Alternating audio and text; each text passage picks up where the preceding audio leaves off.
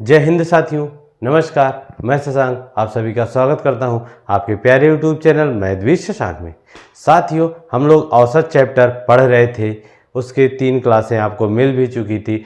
Type wise क्लासें चल रही हैं।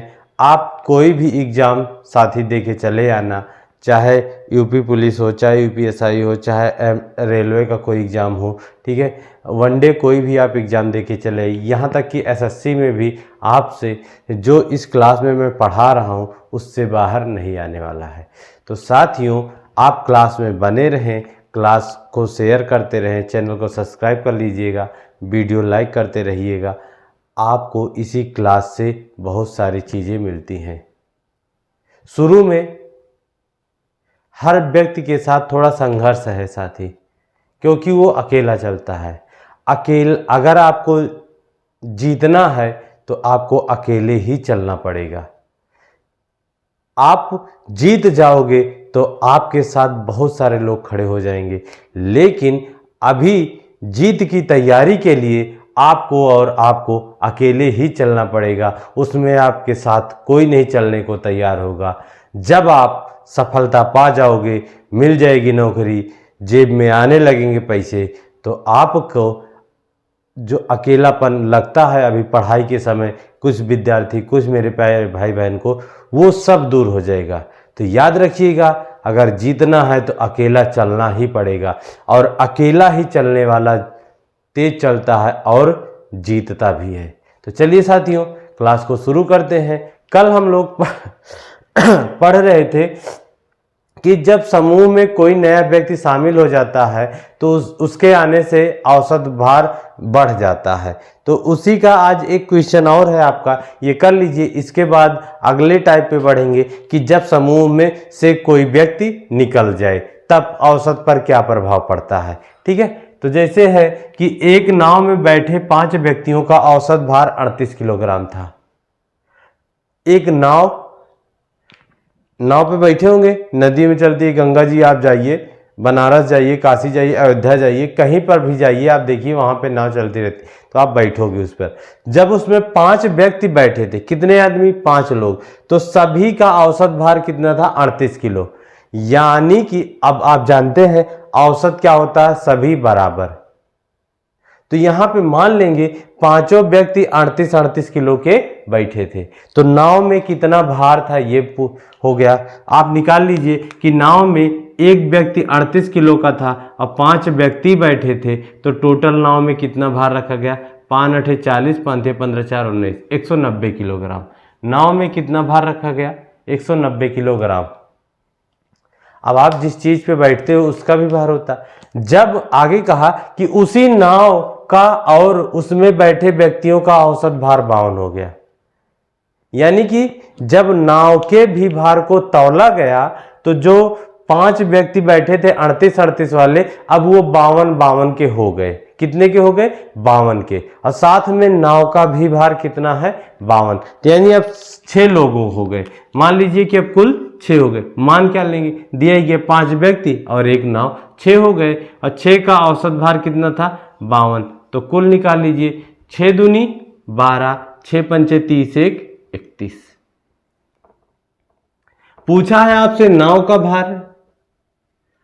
देखो, 5 व्यक्ति का केवल भार 190 था, लेकिन जब नाव को व्यक्तियों के साथ शामिल किया गया तो कुल भार 312 किलोग्राम आ गया। तो जो एक्स्ट्रा बढ़ रहा है वो किसका है? नाव का ही तो है। घटा दो, 2 में से 0 गए 2, 11 में से 9 गए 2, यहाँ बचा 2, बचा 2 में से 1 गए 1। नाव का भार कितना आ गया भैया? 122 किलोग्राम आ गया। तो साथ ही ये था कल का प्रश्न, जो कि टाइप आप पढ़े थे कि जब समूह में कोई शामिल हो जाए, मतलब कि बढ़ रहे थे, जो पहले व्यक्ति थे उनसे बढ़ रहे थे, तो औसत में जो भी कमी या वृद्धि हो रही थी उस पर था। अब अगला टाइप है आपका कि जब समूह से कोई व्यक्ति छोड़कर चला जाए, घर से कोई व्यक्ति चला जाए, तब इस तरह का क्वेश्चन औसत पर क्या प्रभाव पड़ेगा उसके लिए। चलिए साथियों, अगला क्वेश्चन है, आपके पास कितनी गर्लफ्रेंड है? 5 है। ठीक है, और सबको जब गर्लफ्रेंड है तो उनके पीछे कुछ आप खर्चा भी करोगे, इसमें खर्चा करने में कोई कोताही नहीं, लड़के धड़ाधड़ उड़ाते रहते हैं। हाँ, इसमें नहीं सोचेंगे। अभी कोई लड़का यार कह दे यार पैसा दे दो, कहेंगे यार भाई है नहीं। उसी जगह पे गर्लफ्रेंड कह दे मेरे बाबू सोना मुझे ये चाहिए, तुरंत भाई मेरे बाबू सोना तुरंत ला के दे देंगे। ठीक है, तो अब सुनिए, 5 दोस्त यानी 5 फ्रेंड थे। एक लड़का वो पांचों के पीछे बराबर बराबर 27 रुपये खर्चा करता था। औसत का मतलब होता है 27, जो बराबर, औसत का मतलब क्या होता है बराबर। तो अगर औसत दे दिया कि 5 लोगों का औसत 27 है, 5 संख्याओं का औसत 27 है, कुछ भी दे, तो आप उसको मान लो कि 5 गर्लफ्रेंड थी और पाँचों को हम 27 रुपए की चाउमीन टिकिया जो भी खिलाना था खिला रहे हैं। पहली को 27 खिलाया, दूसरी को भी 27 का, तीसरी को भी, चौथी को भी और पांचवी को भी 27 रुपये का खिलाया। तो बता दो भैया कितने रुपये खर्चा हुआ आपका, कितना खर्चा हुआ। तो आप हिसाब या तो जोड़ोगे या क्या करोगे, 27 गुणे 5, 5 जनी रही 27 के हिसाब से कहें, 5 सत्ते 35, 5 दूनी 10, 3 13, कितना खर्चा हो गया भैया, कितना खर्चा हो गया, 135 रुपये खर्चा हुआ। कितना खर्चा हुआ, 135 खर्चा हुआ। अब अभी तक तो आप बताए नहीं थे कि मेरी 5 गर्लफ्रेंड है। हाँ, तो आपका कहीं से बात हो गई लीक, एक को पता चल गया कि अरे ये तो मेरे साथ धोखा कर रहा है, इसके तो और हैं। तो वो आपका साथ क्या करी, कही कि बस बाबू सोना का रिश्ता ख़त्म, आज के बाद ना तुम मिलना मुझसे ना हम मिलेंगे। ठीक, तो अब एक चली गई तो बची कै ठो, 4 ठो बची। इन चारों बेचारी नादान है, इनको पता नहीं है, इनको पता नहीं कि, इसको नहीं पता कि अभी इसके 3 है, इसको नहीं पता ये 3 है, मतलब किसी को नहीं पता। तो अब इन चारों के पीछे जब ये छोड़ के चली गई ना, एक छोड़ के चली गई, तो इनका खर्चा भी 2 रुपया क्या हो गया, कम हो गया। कहा कि औसत में 2 की कमी हो गई, औसत में 2 की कमी हो गई। ओहो, तो मतलब कि जब एक चली गई तो बची कितनी, 4 बची, और खर्चों कम हो रहा इनका, अब 25 खर्चा होगा। तो 25 के हिसाब से चारों जने पे खर्चा किए, 25 चौके 100 खर्चा हो रहा था।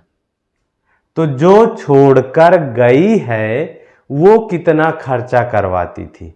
अब आपको पता है ये चारों साथ रह रही हैं आपके, तो 100 रुपया खर्चा हो रहा था, और जब 5 जनी साथ थी तो 135। तो गई वाली कितना खर्चा कर रही है, 35 रुपये अकेले खर्चा करवा रही थी, 35 रुपये अकेले खर्चा करवा रही थी।